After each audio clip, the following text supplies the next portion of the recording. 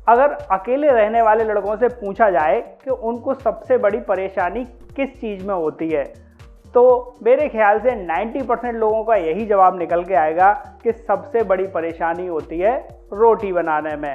दोस्तों, आज के इस समय में कुछ लड़कों को घर से बाहर जाके स्टडी करने के लिए रहना पड़ता है, वहाँ पर उनको रोटी बना के खानी पड़ती है।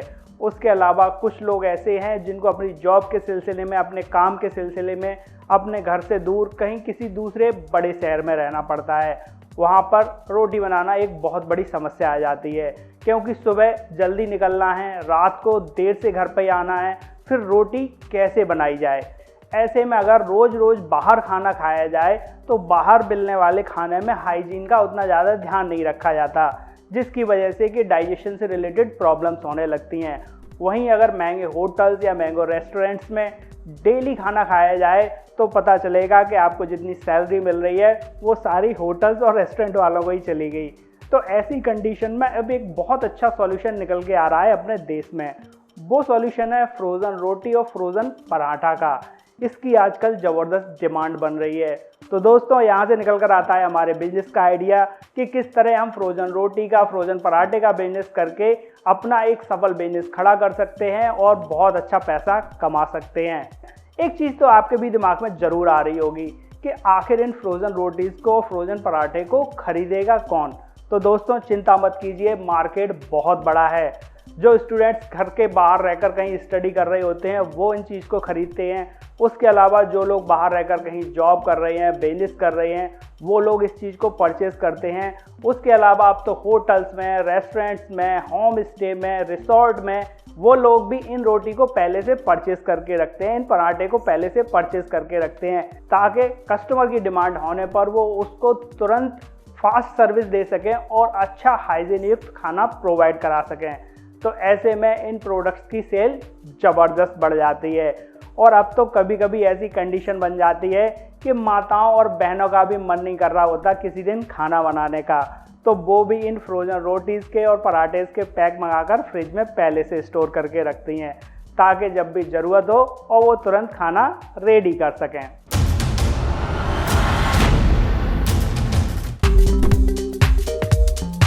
दोस्तों, फ्रोज़न रोटी और फ्रोज़न पराठा बनाने के लिए सबसे पहले आटे का डो बनाकर तैयार किया जाता है। इस डो को बनाने के लिए ज़रूरत होती है डो मेकिंग मशीन की, और डो मेकिंग मशीन के थ्रू जब आटा गूंदकर तैयार हो जाता है तो फिर उसकी लोई मेकिंग मशीन के थ्रू उसकी लोइयाँ बना ली जाती हैं, जो कि बराबर वजन की रहती हैं।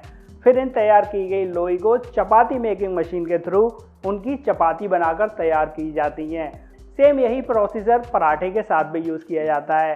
अब इन तैयार की गई चपाती को और तैयार किए गए पराठे को उनकी पैकिंग करवा दी जाती है। पैकिंग करने के बाद पैकिंग पर मैन्युफैक्चरिंग डेट और बेस्ट बिफोर डेट मेंशन कर दी जाती है। इसके बाद जब ये पैक रेडी हो जाते हैं तो इनको डीप फ्रीजर में फ्रीज होने के लिए रख दिया जाता है, ताकि ये ज़्यादा दिन तक स्टोर होके रह सकें। अब ये तैयार पैक्स मार्केट में बिकने के लिए रेडी हैं। तो गाइस, चपाती मेकिंग मशीन्स को देखने के लिए आ चुके हैं अब अपने डेस्कटॉप पर। यहाँ पर हम सबसे पहले देख लेते हैं डो मेकिंग मशीन। जो हम पहली डो मेकिंग मशीन देख रहे हैं इसका प्राइस 23,000 रुपये है। इस मशीन में आप एक बार में 10 से लेकर 30 किलोग्राम तक डो तैयार कर सकते हैं। इसके बाद हम नेक्स्ट मशीन देख लेते हैं, डो बॉल मेकिंग मशीन। इस मशीन के थ्रू आटे की बराबर वेट की लोइयाँ काट कर तैयार की जाती हैं। इसका प्राइस 58,000 रुपये है। एक दूसरी हम लोई मेकिंग मशीन देख रहे हैं, इसका प्राइस 52,500 रुपये है। इसके बाद बारी आती है चपाती मेकिंग मशीन की। चपाती मेकिंग मशीन कई तरह की अवेलेबल हैं।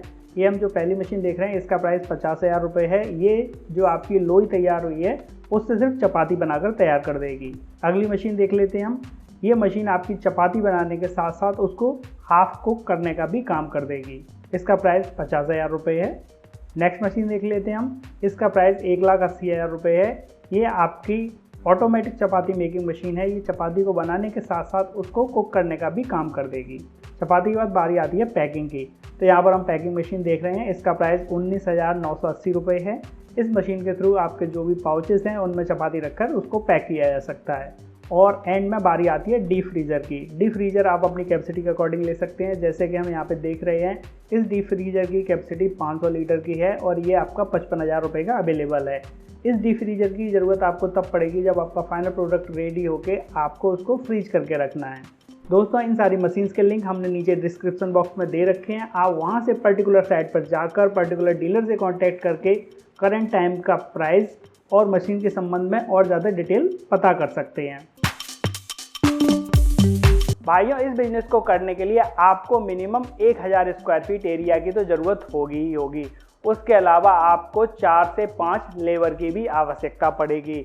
अगर इलेक्ट्रिसिटी कनेक्शन की बात की जाए तो वो आप अपनी मशीन्स के लोड के अकॉर्डिंग इलेक्ट्रिसिटी कनेक्शन को ले सकते हैं। वहीं पर अगर इस बिजनेस में लाइसेंसेस की बात की जाए तो दरअसल ये एक फूड प्रोडक्ट्स हैं, तो आपको FSSAI लाइसेंस लेना होगा। उसके अलावा GST नंबर लेना भी मस्ट है और आपको ट्रेडमार्क रजिस्ट्रेशन भी करा के चलना पड़ेगा। MSME के अंतर्गत भी आपको अपनी फर्म का रजिस्ट्रेशन कराना होगा। दोस्तों डॉक्यूमेंटेशन वर्क आपका जितने अच्छे से पूरा रहेगा, आपको बिजनेस को आगे रन कराने में उतनी ज़्यादा आसानी हो जाएगी। उसके अलावा अगर आप कभी गवर्नमेंट से लोन लेना चाहें तब भी आप बहुत आसानी से वो लोन ले पाएंगे। दोस्तों अगर इस बिज़नेस में इन्वेस्टमेंट की बात की जाए तो अगर आप छोटे पैमाने पर इस बिज़नेस को करके चल रहे हैं, सेमी ऑटोमेटिक मशीन्स लगाकर चल रहे हैं, तो इस बिज़नेस को आप 3 से 4 लाख रुपए में आसानी से स्टार्ट कर सकते हैं। वहीं अगर हम बचत की बात करते हैं तो आप अपने तैयार प्रोडक्ट को अगर होलसेल में सेल कर रहे हैं तब भी आप अपने इस प्रोडक्ट पर 15 से 20% तक की बचत आसानी से ले सकते हैं। वहीं अगर आप रिटेल में सेल कर रहे हैं या ऑनलाइन अपने कस्टमर को डायरेक्ट सेल कर रहे हैं तो उस कंडीशन में ये बचत आपकी बढ़कर 30-40% भी मज़े से हो सकती है। दोस्तों इन तैयार रोटीज़ को और तैयार पराठों को आप ऑनलाइन और ऑफलाइन दोनों ही तरीके से बहुत आसानी से सेल कर सकते हैं। आप चाहें तो ऑनलाइन इन प्रोडक्ट्स को सेल करने के लिए किसी भी ई-कॉमर्स साइट का सहारा ले सकते हैं, जैसे अमेजन, फ्लिपकार्ट, स्नैपडील। इनके थ्रू आप अपने तैयार प्रोडक्ट को आसानी से सेल कर सकते हैं। उसके अलावा अगर आप ऑनलाइन डीलर्स को होलसेल में सेल करना चाह रहे हैं तो ऐसी कंडीशन में आप इंडिया मार्ट साइट का सहारा ले सकते हैं। उसके अलावा ऑफलाइन सेल करने के लिए आप अपने तैयार प्रोडक्ट को मॉल्स में सेल कर सकते हैं, मेगा फूड स्टोर्स में सेल कर सकते हैं, जनरल स्टोर पर सेल कर सकते हैं। आप चाहें तो बड़े होटल्स में, रेस्टोरेंट्स में संपर्क करके वहां पर भी सेल कर सकते हैं। इसके अलावा अगर आप चाहें तो खुद का भी रिटेल स्टोर स्टार्ट कर सकते हैं, जिससे कि आप अपने कस्टमर को अपना तैयार प्रोडक्ट डायरेक्ट सेल कर पाएंगे और अच्छी बचत ले पाएंगे। दोस्तों किसी भी बिजनेस को अच्छे से रन कराने के लिए 3 चीज़ों का विशेष ध्यान रखना पड़ेगा। पहली चीज़ है क्वालिटी। आप जो भी फूड प्रोडक्ट बना रहे हैं उसमें क्वालिटी का विशेष ध्यान रखकर चलिए। आप जो भी आटा यूज़ कर रहे हैं, आप जो भी उसकी पैकिंग यूज़ कर रहे हैं वो भी अच्छी क्वालिटी की यूज़ करके चल रहे हैं। अगर आप पराठा बना रहे हैं तो उसके लिए जो आप ऑयल यूज़ करेंगे, जो वेजिटेबल्स यूज़ करेंगे, जो हर्ब्स यूज़ करेंगे, आप वो भी अच्छी क्वालिटी की यूज़ करके चलें। अगर आपकी क्वालिटी नंबर 1 रहेगी तो आपके प्रोडक्ट को हिट होने से कोई नहीं रोक पाएगा। इस बिजनेस को करने के लिए दूसरी चीज़ है वैरायटी। आप चाहें तो रोटी में भी 3-4 वैरायटी दे सकते हैं, जैसे कि एक मिक्स रोटी बनती है जिसमें कि मैदा, आटा, सूजी मिक्स किया जाता है। इसके अलावा होल व्हीट रोटी बनती है। इसके अलावा एक और मिक्स ग्रेन रोटी बनती है। इस तरह से आप रोटी में भी 3-4 वैरायटी दे सकते हैं। वहीं अगर पराठे की बात की जाए तो उसमें तो आप मेरे ख्याल से 15-20 वैरायटी भी दे के चल सकते हैं, जैसे कि प्लेन पराठा हो गया, मसाला पराठा, लच्छा पराठा, आलू पराठा, गोभी पराठा, पनीर पराठा और भी 20 तरह के पराठे की वैरायटी आप दे सकते हैं। आपके पास जितनी ज़्यादा वैरायटी रहेगी, आपके कस्टमर के पास उतनी ज़्यादा चॉइसेस रहेंगी उसको ख़रीदने के लिए और आपकी सेल भी उतनी ज़्यादा बढ़ जाएगी। दोस्तों तीसरी चीज़ है मार्केटिंग। आप कभी भी कोई बिजनेस करें तो उसके लिए मार्केटिंग के लिए स्पेशल बजट लेके चलें। आप किसी भी बिजनेस की मार्केटिंग जितनी ज़्यादा अच्छे तरीके से कर लेंगे, आप उतनी ज़्यादा सेल ले लेंगे, आप उतना ज़्यादा ग्रो कर जाएंगे। मार्केटिंग आप ऑनलाइन भी कर सकते हैं, सोशल मीडिया के थ्रू कर सकते हैं, ऑफलाइन मार्केटिंग कर सकते हैं। जो भी तरीके हैं मार्केटिंग के ज़रूर अपनाइए ताकि आपकी मार्केटिंग बढ़े और आपकी सेल्स बढ़े, और सेल्स बढ़ेगी तो निश्चित आपकी बचत तो बढ़ ही जाएगी। भाइयों इस समय फ्रोज़न रोटीज़ की, फ्रोज़न पराठा की डिमांड बड़े शहरों में ज़बरदस्त तरीके से हो रही है, जैसे मेट्रो सिटीज़ हो गए, महानगर हो गए, ऐसी जगह हो गई जहाँ पर लोग काम के सिलसिले में बहुत ज़्यादा जाते हैं। उसके अलावा कुछ लोग जो ज़्यादा ट्रैवल वगैरह करते रहते हैं वो भी ऐसी चीज़ों को परचेज़ करना पसंद करते हैं। इसके अलावा अब जैसे जैसे समाज तरक्की कर रहा है, लोगों के पास समय घटता जा रहा है कि वो अपना खाना भी आसानी से बना सकें।